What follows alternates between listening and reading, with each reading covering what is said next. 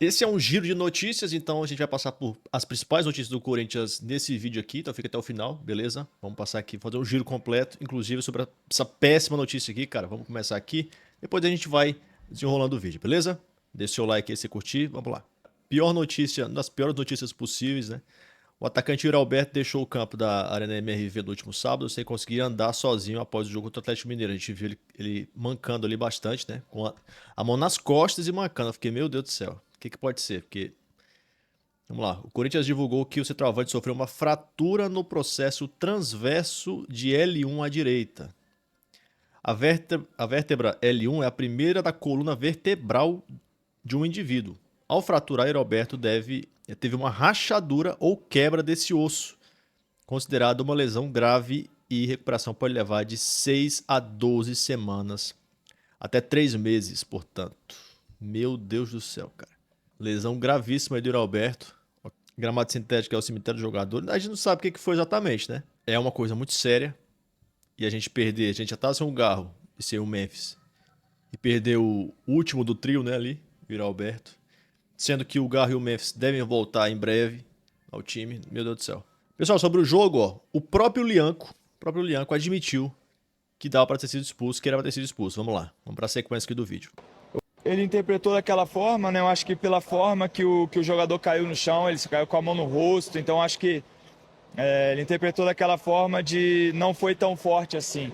Jogar a simulação. Que se o Hector não cai no chão, só para o corpo, talvez ele me expulsaria, porque ele ia, né?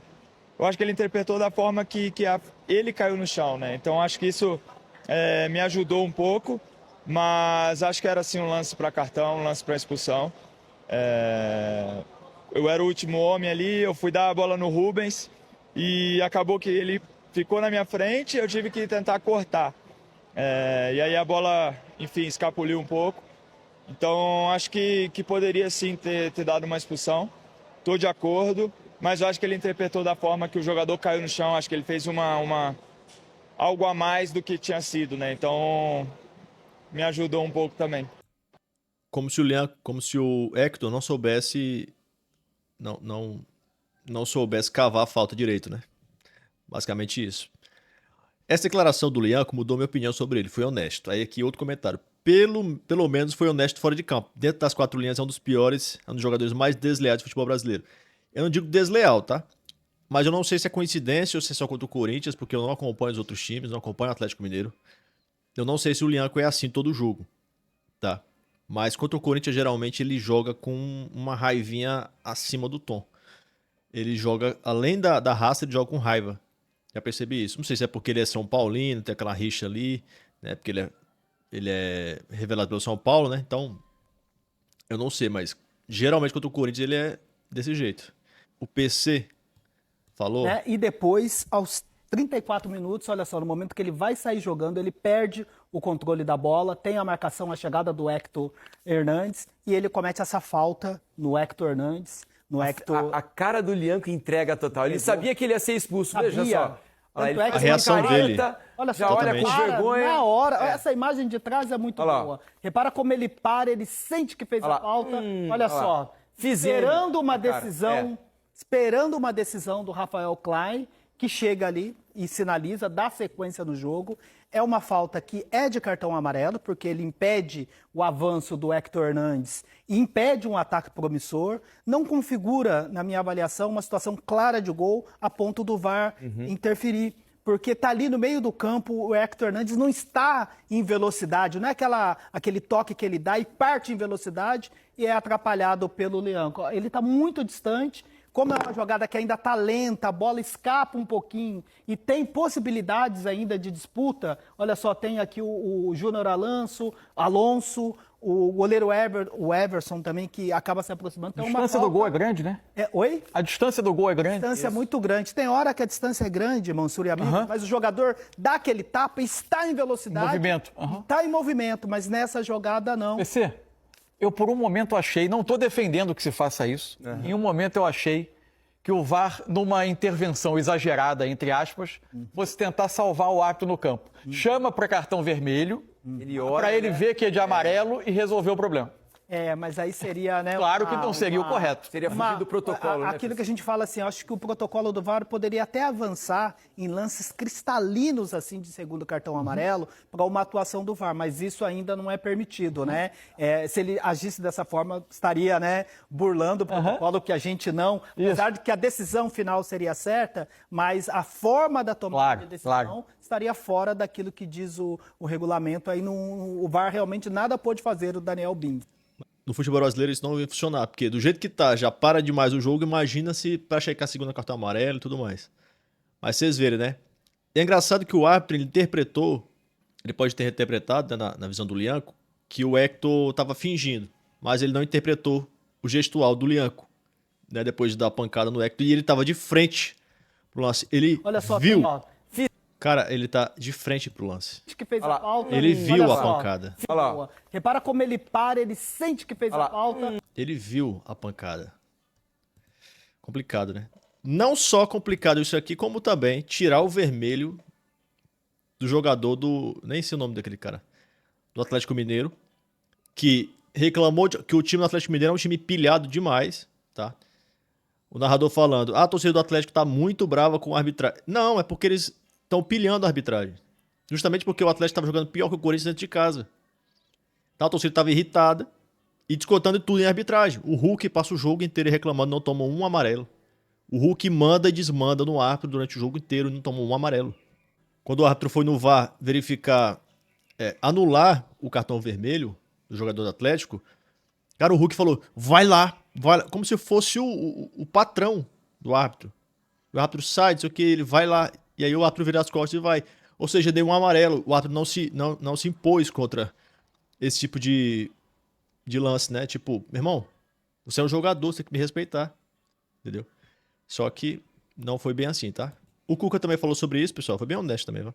Ele poderia ter dado o segundo cartão amarelo para o Lianco, ele interpretou que não, talvez porque o rapaz caiu com a mão no rosto, mas foi uma segurada no peito. Acho que são coisas que de repente ele tem um sentimento diferente, mas ele poderia ter dado o segundo cartão. Tá difícil ser árbitro, é uma pressão dentro do campo, fora do campo dos treinadores, é uma pressão no corredor, não é aqui, em todo lugar. Os caras são seres humanos, cara. E às vezes erram, não adianta ficar criticando a arbitragem, é tão fácil saber qual é o problema que tem. Qual é o problema? Falta de profissionalização. Se você profissionalizar os árbitros, a importância que eles têm, olha o que eles mexem com milhões e milhões de investimento e não são profissionais. Se o cara profissionalizar, ele vai viver daquilo, ele vai treinar mais, se dedicar mais, vai errar menos, ao natural. Não adianta o VAR, e tem lances que não é do VAR, como esse lance do Lianco. Eu acho que em 2025, estamos falando que temos que profissionalizar os árbitros. Todo ano a mesma coisa, nada muda, continua tudo igual. E é isso aí. Pessoal, nenhum cartão foi dado. O Brasil, o que estamos fazendo com essa liga vai ser... Como essa liga vai se elevar se os árbitros nem sequer protegem esse tipo de comportamento? É nojento. Também teve isso aqui, né, cara? O jogador do Atlético em cima do Rian. Pois é, o Atlético ontem, ele bateu à vontade, reclamou à vontade e não foi punido como deveria ter sido punido. E o Corinthians, aí chega nessa situação. Quem é que tem que reclamar? Quem é que tá reclamando? Tava vendo aqui que o Fabinho Soldado tinha reclamado. E o Corinthians é o presidente que pode ser tirado do cargo em breve. Que não pode reclamar, que não tem moral para reclamar de nada agora. Então nem a gente reclamar agora a gente vai conseguir, cara. Entendeu?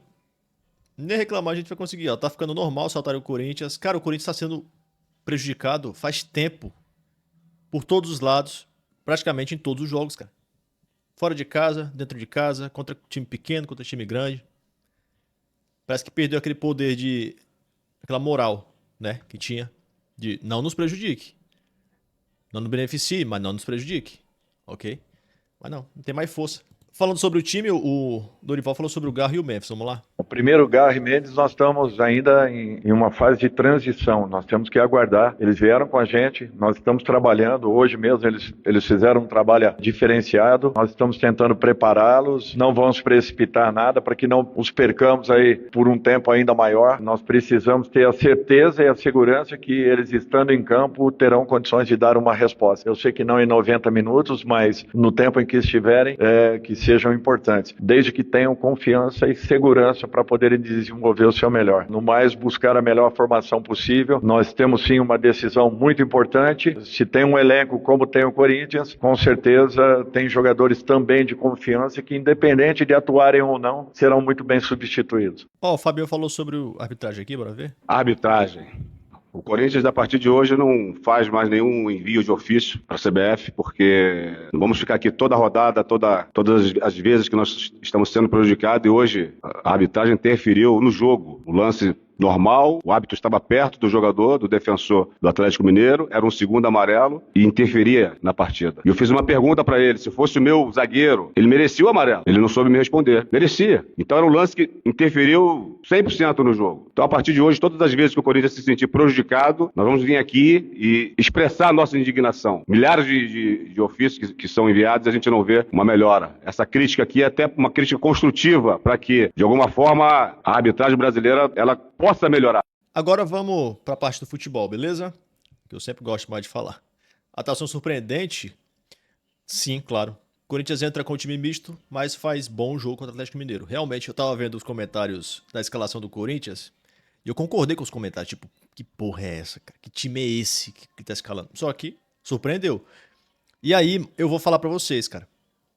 É muito óbvio, e a gente viu isso, o que muda em relação ao time do Corinthians para os últimos jogos, com o mesmo esquema, para esse jogo contra o Atlético Mineiro. O que foi que mudou? O que foi que você percebeu que mudou?